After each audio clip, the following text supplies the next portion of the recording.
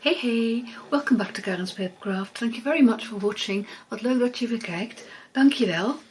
There are crackers, there are mini crackers, and today I have an extended version of the cracker to show you. Want to find out how you can make it? Keep watching. Blijf gezellig kijken. The longer version of the cracker is large enough to put a pin in, you see? And that's what I'm going to use it for. Workshops or perhaps even my catalogue launch party soon, because the new catalogue is coming up. I can put a pin in and give it as a gift to people who attend. Right, I'll show you the supplies that I've used. This is the Country Floral Designer Series paper. I've stamped in Starry Sky ink. Then, of course, I've used the Cracker and Treat Box dies. These dies have their own little labels, but obviously they were too small for what I wanted to do with them. So I used the Something Fancy stamp set and labels. Of course, this is the Dutch version, to make this little label, and I'll show you more in detail later on in the video. First, I'm going to show you how you can make a longer version of the cracker. When you use this die, what you can make is this, and this is the normal size of. See, when you've put it together, it comes a bit shorter, but this is the normal size that you get. But I wanted a longer one, so I'm going to show you how. First of all, you're going to need some Designer Series paper, and for the top and the bottom, you're going to need 2 strips, and both strips are 5 inches long by 2¼ inches wide. And I don't think that this scrap of Designer Series paper is the right size. No, it's not, so I'm cutting it down to 5 inches and then 2¼ . See if I can get 2 out. Oh yes, that is serendipity, see? Okay, so 2 pieces of 5 inches by 2¼ inches, and sorry for those who work in centimetres, and it's on my blog as well. You know that normally I give inches and centimetres, but for this project it's impossible, because you'd have to be working with hundredths of a centimetre, and there's just no way you can do that. So this is inches only, I'm afraid. I've tried to explain on my blog, you could check there, and of course the measurements are on my blog as always. So this is the top and the bottom of my cracker, and this is going to be the middle piece. And that is, let me just check my notes, it is 4, and this is just a bit longer. It's 4½, and I'm leaving it 4½ because I got the, you see, equal size of the bicycles and the little hearts. You could go up to 5, you could go down to 4½, and the pen would still fit inside. So this is 4½, slightly over 4½.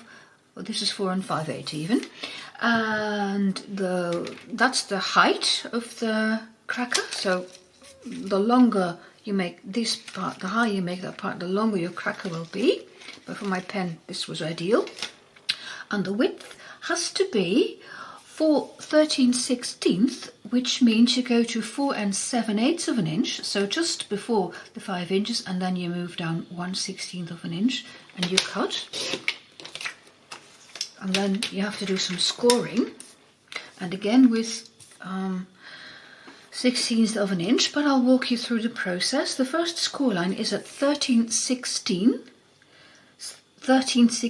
let me get it right, but in Karin speak that is 7/8 of an inch, and then I move 1/16 down, and that's how I put it on my blog as well.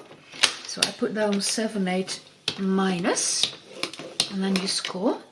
The next score is at 1 5/8, so you go to the half mark and then you move over 2, that's the 5/8 inch, and you score.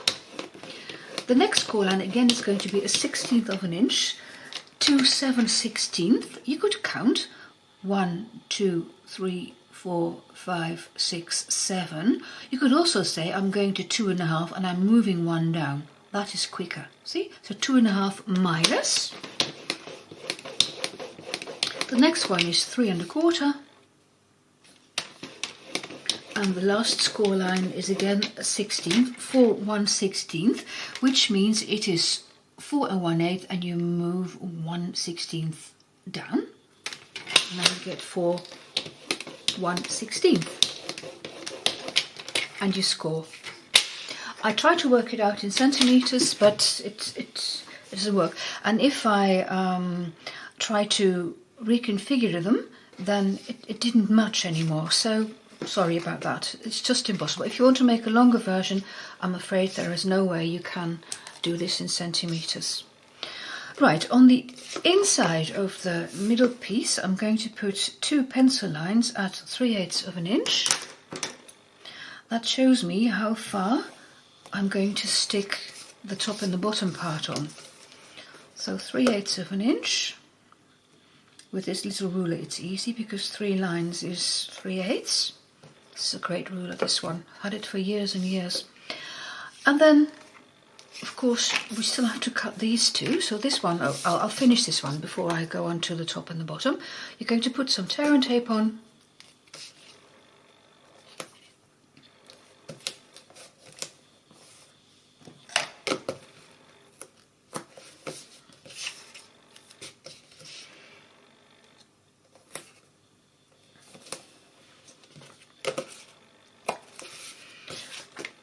And I'm putting tear and tape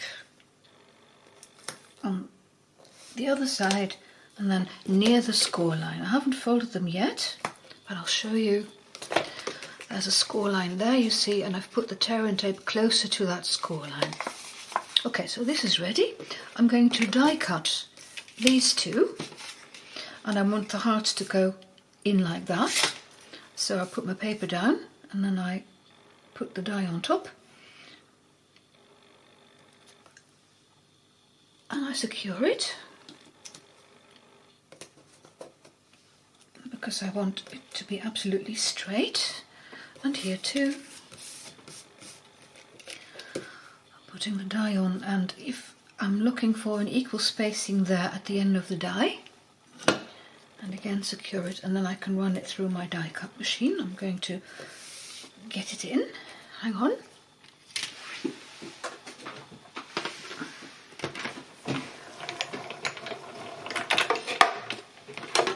So I have put the paper on and I'm putting it onto the die cut machine at a slight angle. It'll go through easily, more easily I should say.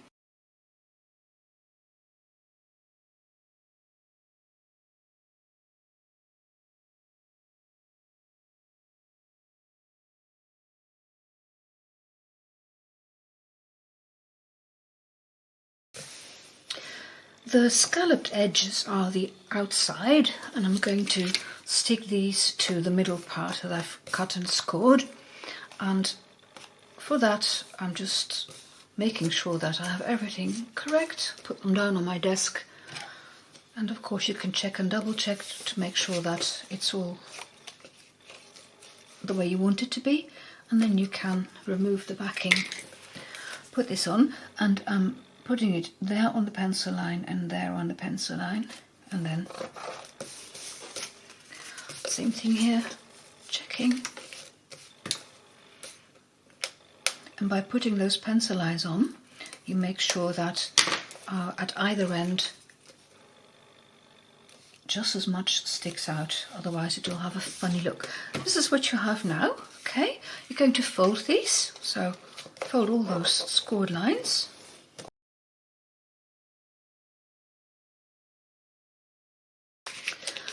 And these score lines have to be folded as well, so I'm putting it with the inside up, and then I put a ruler on top, across that score line, and then I fold it up. And then you can do it in one go. It's much easier to do like this.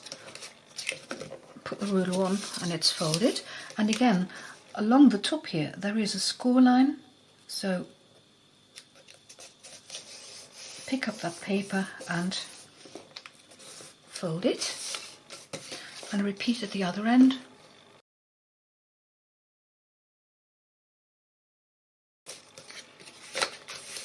And then it's relatively easy. You flatten it again a bit and try to round it, otherwise putting it together is going to be too difficult. So sort of pre-round it, and now you're going to stick those ends together. And I see here that there's just a piece of paper sticking out. Where did I put my snips? Ah, far away. So here there's a piece sticking out, so I'm going to cut that, because otherwise that will show. And here too, just a tiny piece. Call me OCD, but that's the way it is. Okay, now I'm going to put my cracker together, but I'm not removing all of the backing in one go. I'll remove it partially in the corners. And I'm folding those two pieces of paper outwards, because when I've adhered the two corners, I'm going to remove the rest of the backing. So here you can see that I can look from the top and put the corner to corner and then push down. And here too, corner to corner, push down, and now I can remove the rest and then it will adhere. And with a bone folder I can make sure that all of the tear and tape adheres. Where's my bottom? There we go. Then you want to adhere these two flaps, and I'm using mini glue dots for that. And I have these funny mini glue dots. They're not on the roll, they're on what you roll off. Don't know why. But I've discovered a way of using them by cutting. I hope the camera picks this up, but by cutting just below that mini glue dot, I know now where it is. So when I want to put it on a piece of paper, see if I can show you. I want my finger underneath to be able to push down onto my finger. I know that the mini glue dot is there, so I can put it on, see? And then make sure these scalloped edges meet. And here too, put a mini glue dot on.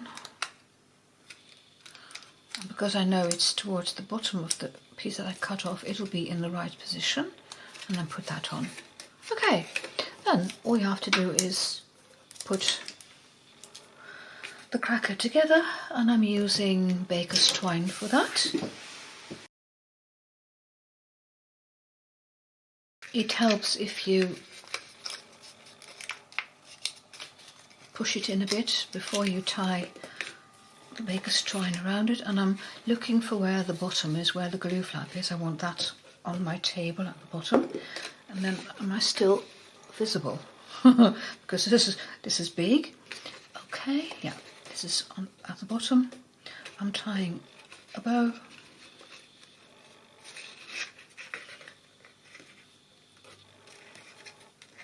And I'm tying a knot as well before I tie the bow, you see, because this pops open when I'm still tying. Hang on, what I'll do is I'll just pull the end through twice, then it doesn't slip anymore. That's better. See, now when it's on my table, it doesn't pop open, because I don't want my pen to fall out, of course. Okay. This is always tricky, because you have to try and get your fingers in between that space. Tweak the bow a bit. Put the pen in. And then I'm ready to tie the other bow. But before I do that, I want to make the label. And I promised to show you how I made the label. Here it is. I used the Something Fancy dies, so I cut this label. I'll get them out, there will be less glare. So this smaller label, I cut it, and then I used this one to cut the hole in the top. And I've die cut these tulips and leaves in some this is soft succulent, and this is Poppy Parade, I think. And you see, I put adhesive sheet on the back, so they have become stickers now. And I've put them there in the tray, you see? Right, so, and I'm using the Something Fancy dies. I have the Dutch version, obviously. And I'm going to stamp thank you, bedankt. in Starry Sky ink. Is it inked? Yes, and I'm putting it on. I put it on at an angle on purpose. Don't go, oh, that's crooked. It's not. I wanted it that way. It's more. It looks more playful, I think. Okay, then I'm going to put the tulip and the leaves on. And you can see now with the adhesive sheet on the back, it's a sticker. So you can remove the backing. And I'm using tweezers to position it exactly where I want it to be. So in the middle, I can use my grid paper as a reference. That's one leaf and another. And then in a minute I'll show you how I attach the label with some baker's twine as well. So first, and I'm checking that where the knot of the bow is, that is top. And again I'm pulling it through twice to make sure it doesn't pop open. Tie knot. And oh, I forgot, hang on. Okay. I should have made a little loop first on the label.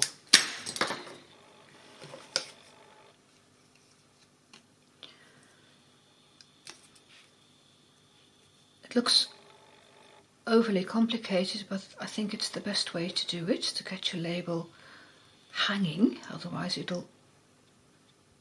Okay, so this is now a loop, you see, and I'm pulling that one through. This is too long, I'll shorten that in a minute. Now I'm going to tie a bow.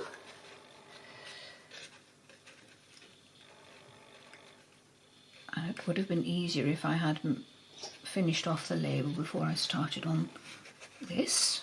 Okay, tweak a bit,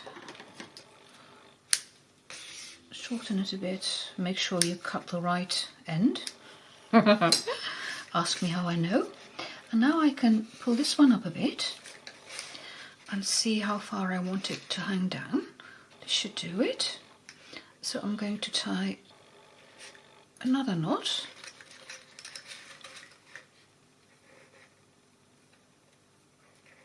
Around my finger.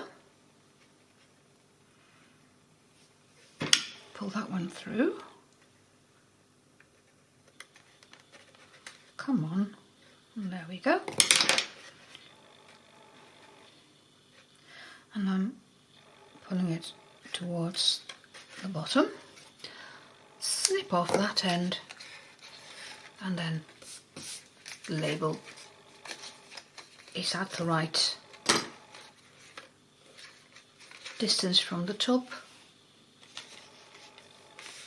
and that's how you make it. That's it for today. If you'd like to see more of my videos, there are some suggestions there, in particular the video on the mini cracker. Thank you very much for watching. Dank je wel voor het kijken en see you next time. Bye bye, tot ziens!